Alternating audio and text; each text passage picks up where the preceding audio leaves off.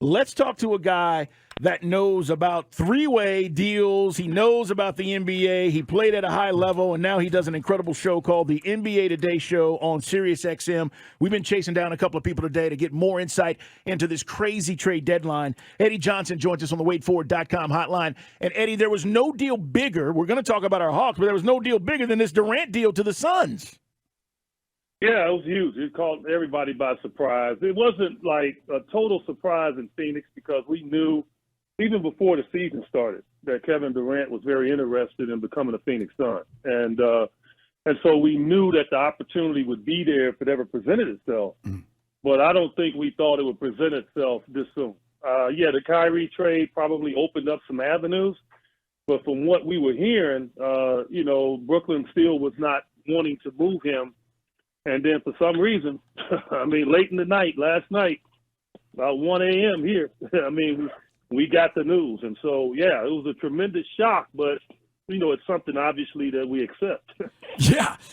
This whole season started with us. We thought we were sending John Collins to you guys. For a minute there, the rumors had us maybe trying to make a play for DeAndre Ayton. What is this? What have the Suns been since they went to the finals? Well, I think, they've been pretty good, man. Injuries hurt them this year. They won 64 games last year. And this year, they hit the injury bug, which had affected a lot of teams in the run that they had last year and winning 64 games. So no woe is me. It's just a part of the territory. And they navigated it well. They had fallen all the way down to about the 10th seed at one point in time. And then lately they've won, 8 or 9 out of their last 12 games. And all of a sudden now they're in the 5th spot and they're in a good position. So, and they're healthy. Devin Booker just returned. I don't think he'll play tonight, but he just returned. And so we're in good shape now, excellent shape in the fact that now we have Kevin Durant. Eddie Johnson joining us here. Eddie, what do you make of the Lakers getting D'Angelo Russell back? He was a high pick, a few years back, ends up in Minnesota. He kind of steadied the ship for them. We know Ant-Man is kind of taking over that team, but you get, the Lakers get Malik Beasley, a really good shooter that was coveted as well, Jared Vanderbilt. I think they're better. I don't think they're better than the Suns or maybe even the Mavs at this point, but I do think the Lakers are better. What do you think? I think they are as well. Look, if you play with LeBron and you try to do the things necessary that he needs you to do, then I think your team is enhanced. I think with Russ still had that I'm a superstar mindset at times, and I thought it got him in trouble. It threw him off balance, and it just wasn't a good fit. With D'Angelo Russell, he's one of the best catch-and-shoot three-point shooters in the league. Yeah, he is a point guard too, but he understands that Magic's going to be handling the ball. And so he is very good at coming off screens. He's very good at getting spacing.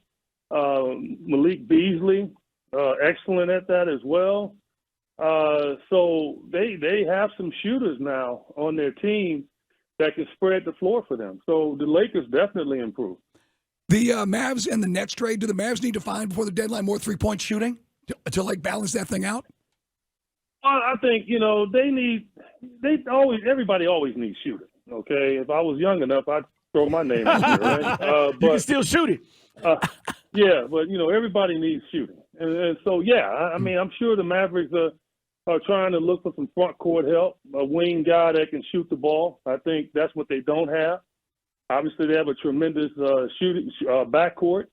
But other than that, I don't really see anybody else jumping off the page for them. And so I could actually see them really being very aggressive here in the limited amount of time that they have right now. We mentioned Jay Crowder ending up with the Bucks earlier as we started the show. I just want to get your pecking order right now. Let's start with the West, okay? The Suns are not in first place. It's the Denver Nuggets, okay? And then the Memphis Grizzlies, who've been popping off a lot, even though they haven't done anything, Eddie. What is the pecking order now as we approach the end of the trade deadline? Suns, obviously a top 4 team, I think, when this is all said and done. Kings right now are 3rd in the Western Conference. It's a team that nobody expected to be there. But what's your top 4 teams in the West right now as we look at this? Well, my mindset right now, I think the Suns are the best team in the West right now. I think Denver has been the best team all season, and they're right there. So I would go 1A, 1B, however you want to put it. And then after that, I think it's a snap. I think Memphis has struggled lately, but I think, once they get themselves together and now get over them being humbled and thinking that, they don't need to worry about anybody in the West mentality, I think they'll be fine. I think if the Pelicans can somehow get Zion back healthy, I think they are a very tough team to deal with. Yeah. Anybody with Luka Doncic and Kyrie is going to be tough. The Clippers, obviously they made some deals. They got Eric Gordon, who I really love as a player. They got Bones Highland, so they're going to be difficult. So the West all of a sudden was looking subservient to the East for most of this season. Now all of a sudden it's turned it around, and they're the dominant conference. So it's going to be very difficult, man. Regardless of what the Suns did, this is not going to be an easy road to get out of the West. It is Eddie Johnson with his guys on the WadeFord.com hotline. Former Sixth Man of the Year, by the way, Carl, and a fight in Illini. I know it's not the best sample size. You only saw the Hawks once, and you guys were without Booker. What do you see when you think of the Hawks right now? Because we kind of lost momentum from our run to the conference finals 2 years ago. Yeah, very talented basketball team. Tremendous backcourt. When they made the trade for Dejounte Murray, I thought that could turn out to be the best backcourt in the league. And so they've had their struggles. And I think it's more so with just being unified. I think guys probably want more touches. Guys are unhappy in certain situations. I know the John Collins situation has been ongoing, and that probably was going to be a deal that would have been made. He probably would be in Phoenix today if it wasn't for the Kevin Durant deal. So, very talented basketball team. And so, I think they should get it together because they have the talent. They get past the trade deadline. Guys know they're going to be there. Nate McMillan's a tremendous coach, obviously one of the greatest teammates I've ever had in my time in the NBA. So they'll get it together, and I think, before it's all said and done, they're going to be right there in the mix. You mentioned, a teammate that you had. One of the comments Nate made, Eddie, we're talking with Eddie Johnson, guys. He does a show, NBA Today show on Sirius XM, longtime guy in the NBA, hell of a shooter for those who know Eddie's work. He made a comment a couple of months ago, maybe a month and a half or so ago, and he was asked about today's player and relating to them.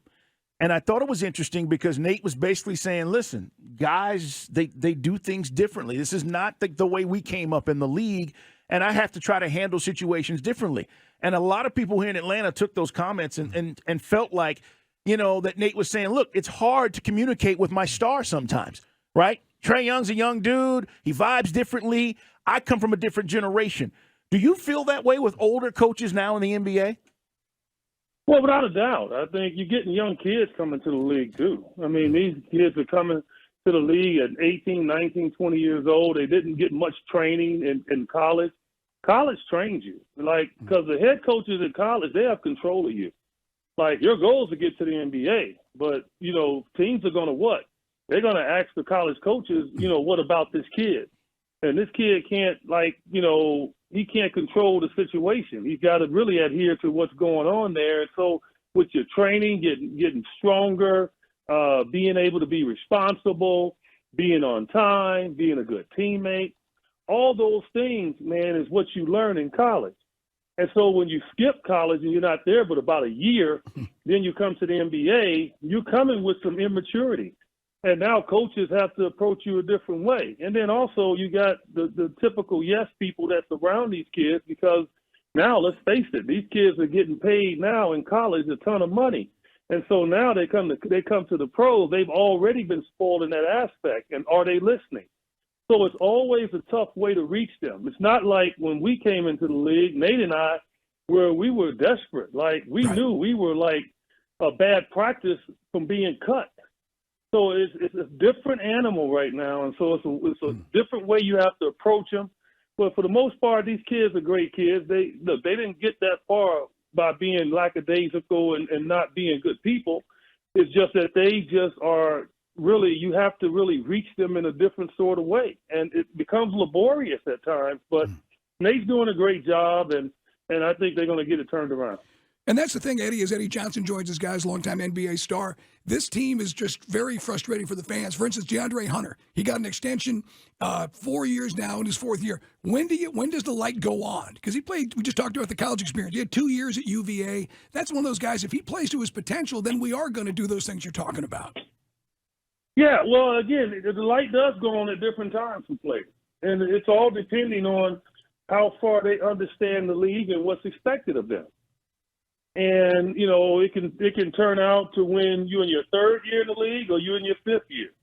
But the age that I'm always looking at is around 24, 25, 26 years old. If a kid is not understanding everything, if he's not understanding the speed of the game by then I don't know if he's going to continue to improve. And what you see is what you get.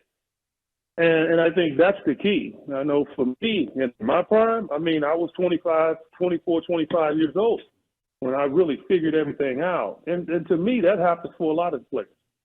Eddie, it's always good to talk with you, man. Congratulations on the success of the show. The NBA Today show on SiriusXM. Check it out. I know you're having a lot of fun today, and here come the Suns, man. They're going to be tough. By the way, you didn't mention Golden State, though. You don't think they're going to be in the mix? Well, yeah. I think they can. But I think, the road that they traveled has been laborious for them, obviously. They traded Wiseman today. I don't know what's going to come out of that pick because Sadiq Bey is obviously going to you guys. Yeah, right. So yeah, I don't know, but it just seems to me that right now they're a little worn down, and that's expected. Think about it, man. They have been going at this for a while, and they won a title last year. And I'm telling you, they wake up every morning saying, "Did we just win the title?" Yeah. Because the way that they went about getting it last year was definitely in a way that we didn't expect. Yeah, I think the punch ruined that chemistry. I just do, Eddie. And I know it's debatable, and we'll see. And, Draymond ultimately will end up wherever. I don't think they give him a max deal, but I was wondering what you thought about the Warriors. Great stuff, man. We appreciate you. Have a great day, brother. All right, guys. Okay, take care.